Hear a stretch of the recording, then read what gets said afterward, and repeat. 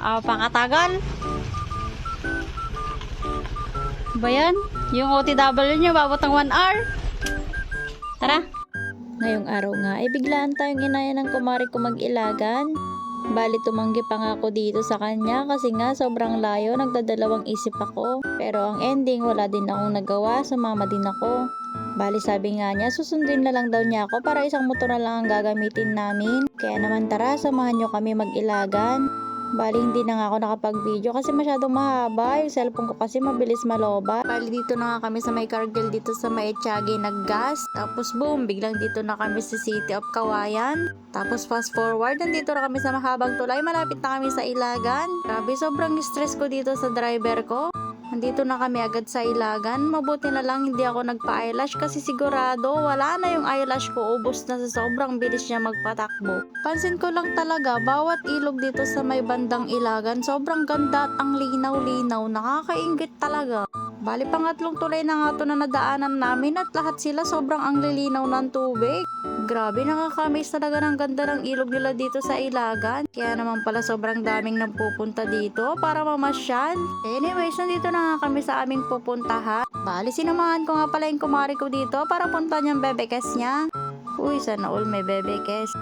Eto nga pala yung bebekes niya na sinasabi ko. Tignan niyo naman kung gaano siya kaganda. Kaya naman kahit gaano kalayo pupuntahan niya. Sa sobrang tuling niya, magpatakbo ng driver ko, pati buhok namin gulo-gulo kahit naka-helmet. Bale, andito na nga kami sa mismong pupuntahan namin. Naabutan nga namin sila dito, naabala sila sa pagluluto para baunin papuntang ilog. Pagpasok ko pa nga lang dito, amoy na amoy ko na yung barbecue na iniihaw nila. Grabe, nakakagutom. Kaya naman, for today's video ay makikipamilya na lang muna kami. Nakapagpahinga nga lang kami saglit at nagaya na silang pumunta ng Abuan River. Kasama namin eh, oh. Sayang pa yung lupa. Let's go sa Abuan.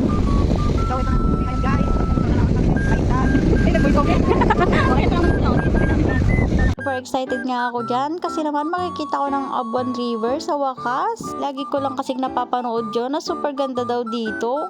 Kaya naman tara, samahan nyo ako. Tignan natin kung totoo. Eh, di mo ito. Madandang tayo. Uy, dandang ka naman. Mamatay tayo. Parang tayo pang mamatay. Patok. Uy, ang ganda nga din eh. Nadaanan niya natin ito kanina. Hindi. Uy, malalim na. Pero masit sa daanan namin. Pag ganito yan, yung sa pang ano. Dapat ayaw kumatin kayo. Yung sinasabi ko eh.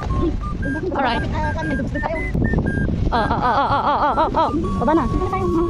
Sa wakas nga ay nakarating na din kami. Tumulong nga ako dito magbuhat ng isang kaldero para naman may ambag tayo kahit papano. So ito na guys, nandito na kami ngayon mismo sa Abuan River. Napakadami pong people.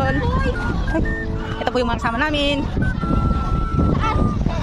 Tunay ngang napakaganda pala naman talaga dito sa Abuan River, mga mare. Abay, talagang makikita mo talaga yung bato sa ilalim ng tubig.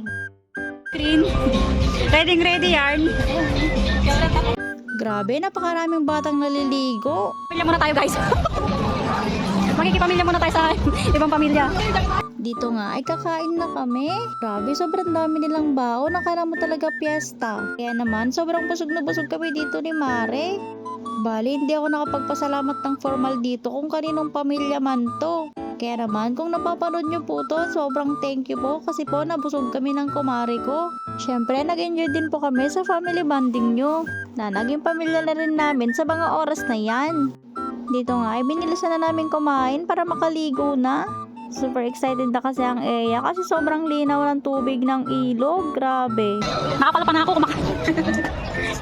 kumakain pa lang kayo. Pamerienda na ako eh. Masakit kasi, masakit. Putik na yan. Naninigas na yung pinagkainan ko. Kaya kumakain pa lang. Masakit nga eh. Dami ma. Ayan yun? Yan yung pinapanin ko. Di ba nakaganyan yan kapag? Di ko alam.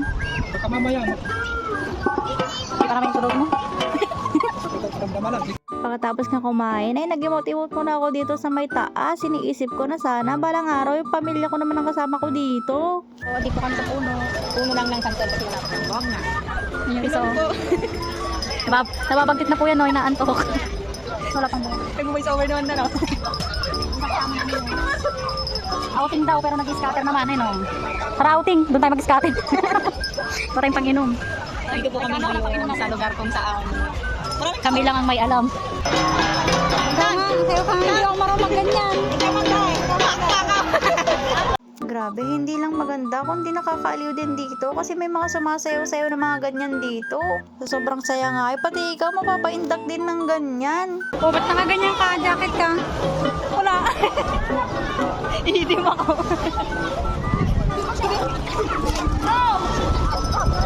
Para mga scatter is life? Okay, ako dito. Hi. Ay, hindi ko na naman nakunan yung pagkahulog nila. Oh. At pagkatapos nga, magaganda-gandaan mo ng Eya dito para naman meron akong kuha dito. 0.5 to 0.5 video.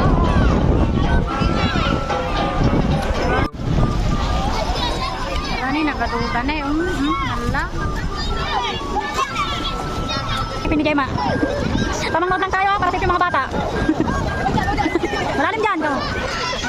Grabe, ang saya nila kaya hanggang tingin na lang muna tayo. Gustuhin man nating sumakay dyan sa banana boat na yan. Wala naman tayong perang pangsakay. Mapapasana all ka na lang talaga pag nakikita mo ibang pamilyang masaya. Nag-memory sa tayo dalawa. Kamot. Bali sa mga oras na to nga ay tapos na kami ditong maligo at may hindi pa magandang nangyari. Bali kamunti ka na nga kami maging kwento ng kasama ko. Napitan ba naman ako sa likod? Sinong hindi malulunod? Kaya kung lumutang, mapapagod ako. Itong mga kasama ko, mga caller tong mga to. Naglanguyan sila dun sa, hindi nilang abot yung lupa. Second life. Virgin pa naman. Ah, hindi pa ba?